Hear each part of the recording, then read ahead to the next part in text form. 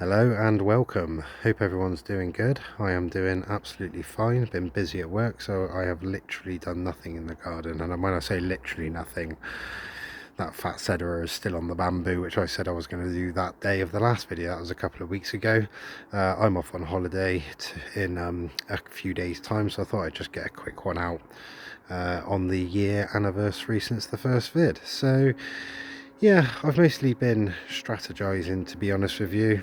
The big one that I'm kind of thinking of, apart from the how I'm going to approach the conifers, and I think what I'm going to do regarding that is get a couple of conifers and pop them in some pots. Now I'm going to be obviously quite particular about the conifers I get, so I think the first one I might get, just to get the ball rolling, will be a Wollemi pine, which is actually from the Jurassic, and they can grow in pots quite well. They look very nice as well. It looks almost like a sort of ferniness to them.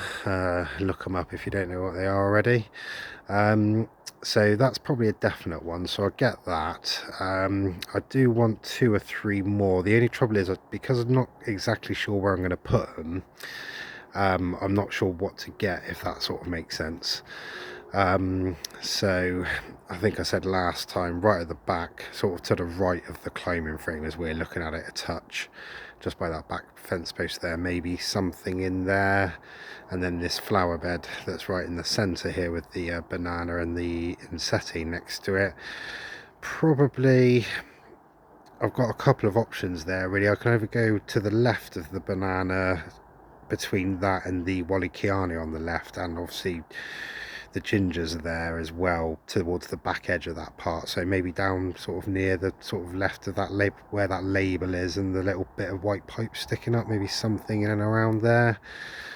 Or if not, I can always take this Kiliensis out on the right hand side of the banana, the little grey fern, and then that gives me a bit of wiggle room there, possibly where that sort of bit of irrigation you can see is to the left of the tennis ball on the right. So there's 2 possible locations.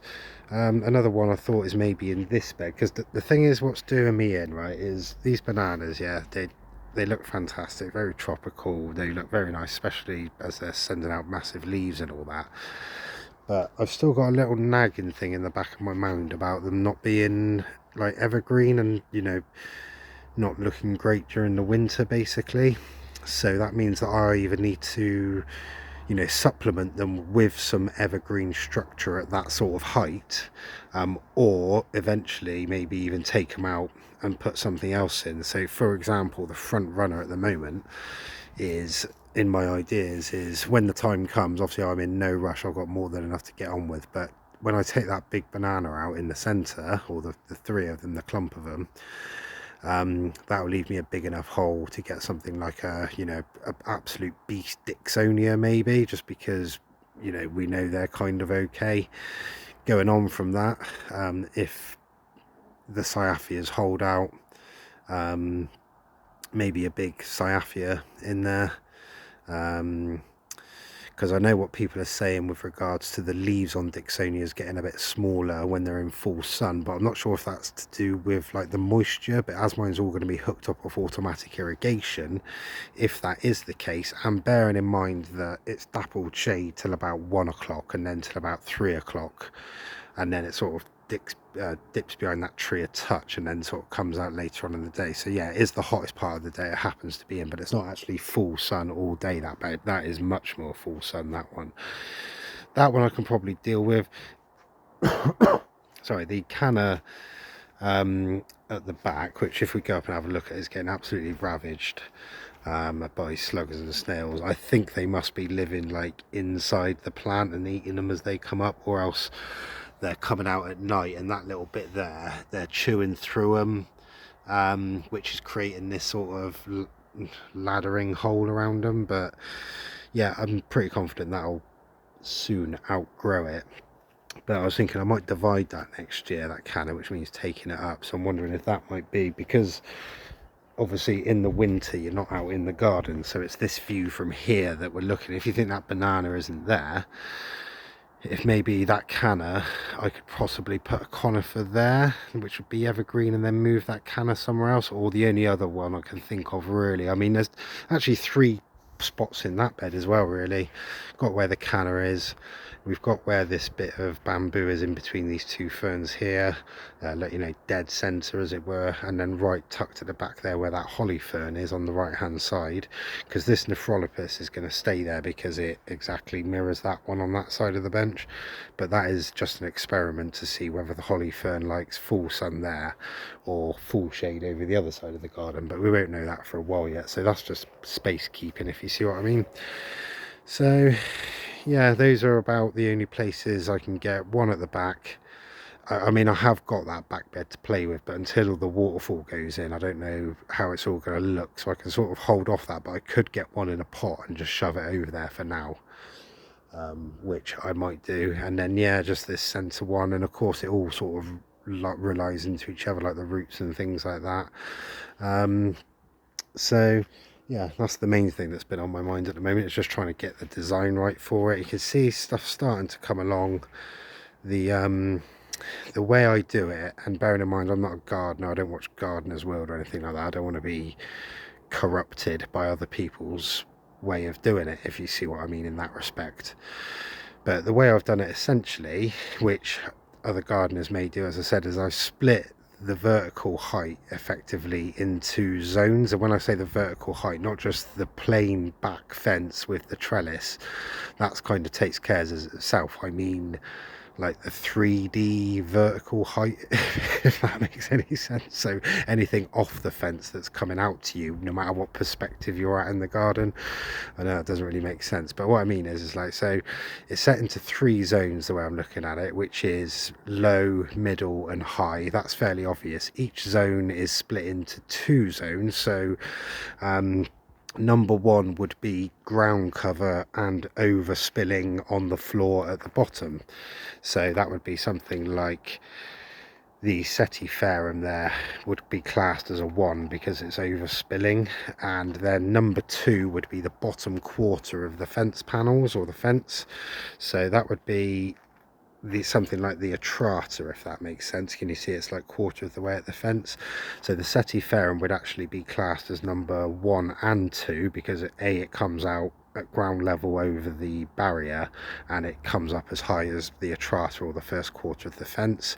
Number 3 is the second quarter, so sort of from the top of the Atrata up to halfway. So something like the Dixonia there would be a 3 at the moment, and then going on from that, number 4 is the quarter after the half, so the sort of third quarter. Number 5 is the top quarter of the fence, and then number 6 will be the trellis or anything and above at that sort of height. So when you look at this, what I'm trying to do with it is kind of do it so that it goes sort of low, medium, high, medium, low, medium, high, medium, low, you know, like mountain peaks. But the high doesn't need to necessarily be 5 and 6, it can be 5 or 6, if that makes sense.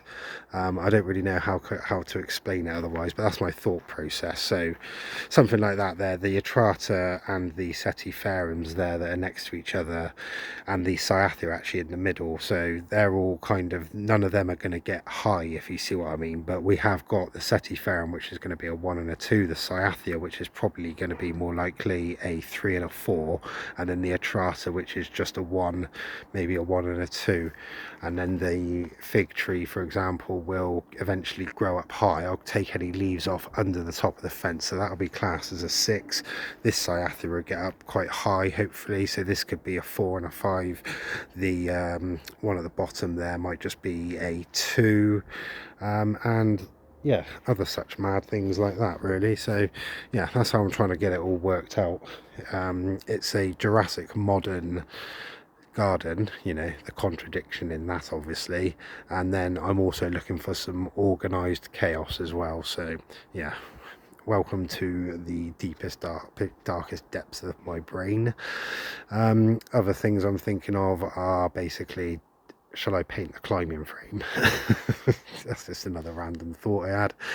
And then the next one is really the climbers. I can't, until I get that waterfall done, it's going to be hard to do the climber over there because I need to do the fence and all that first. But over here, I'm thinking possibly my next big project is going to be just the first bits of wood for this pergola roofing section, and I mean it all the way across basically. So put the one bit of wood that's going to start on the top of the fence base on the right straight across the top of all these, what is it, 4 or 5 that run straight across the patio, and then on top of that go across to that fence post, work out how I'm going to get the roof done on that and the trellis and all that, and it all sort of ties into each other, if you know what I mean. So that's my next main thing that's going on. But yeah, other than that, I just need to get here and start doing some stuff. I'm desperate to give it a mulch before I go away because I'm not convinced it's going to get watered correctly.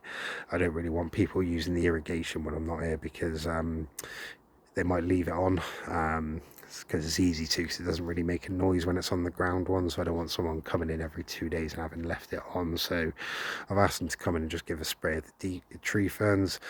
What I've done is we've had the paddling pool out 2 weekends on the trot before this last one, so what I've been doing is emptying the paddling pool using a watering can and going around giving it all a deep water over a couple of days. And I'm hoping what that'll do is, I've been doing it on a Wednesday and a Thursday, so that means I'll do it this Wednesday and Thursday.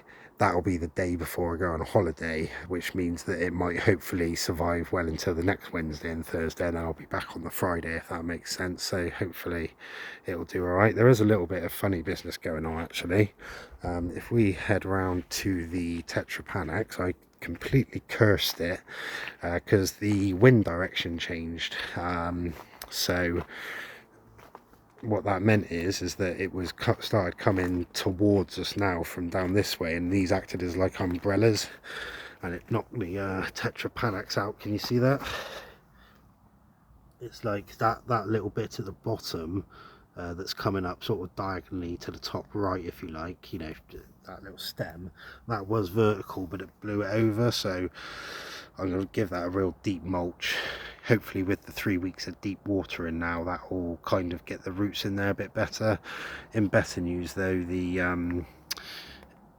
Schefflera rhodendifloria started sprouting out some new growth. The coffee works really well. Do you know what, do you know how sad I am sometimes? I was sat out here with a cocktail, whiskey sour, several nights, and I was using loads of different things down there and watching it, and it's the little ghost slugs, as I call them, the tiny slugs, that are the issue. They really do not like coffee granules, so that has worked perfectly for about 5 or 6 days now. We still haven't had any rain. It must be a month since I haven't had any rain, so I can't use the water butts either. And then yeah, last thing I know actually is this saxifraga. I think I tried to show the flowers for it last time, but I couldn't get it because of the sun. Hopefully it's not too dark now. I'll try and get it a bit closer, but you can see it looks sort of quite nice. It looks like it's dying off as well, but yeah, I've got one in the camellia bed, camellia corner, so I'll keep that one going, and then I'll just keep doing that until the end of days. So yeah, thought I'd get that one out. Not really a lot else going on. Going to start doing the front garden soon, which is a complete blank canvas. I've just been working out what I need out there, so we'll crack on with that soon. Keep me out of trouble. But yeah, otherwise, if you want a quick look at how it's all doing, Lophosaurus is going okay, really starting to pick up some steam now. As I just said, those ones, the deciduous ferns, are doing all right. The Blechnum chilense there is okay. It doesn't look like it likes it there, but we'll leave it there for now. The Schefflera taiwaniana is doing really well. Leaves are starting to come out. Managed to save them. I come out one night and there was some of the small leaves had aphids attacks in them, so like, you know, they're all clumped up just under 1 or 2 leaves. So took the pruners to it and just chuck those leaves out, just chop those leaves off. Setiferum is looking absolutely fantastic. Can you see how it's just sort of, I don't know what the word is, you know, they're not coming out straight, they sort of fire out and then they twist off, so it looks really gnarly, that, and that's a real big frond, that one there. It's 1.5 meters from the black edging to the post, so you know that's nearly 1 meter there. Rest of them are all doing quite nicely down in there. Fatsy is still doing okay. Dixonia's doing okay.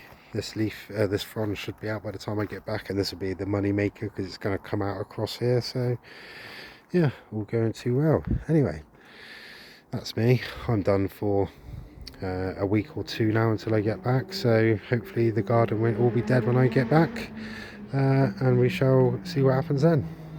But ta-ra for now.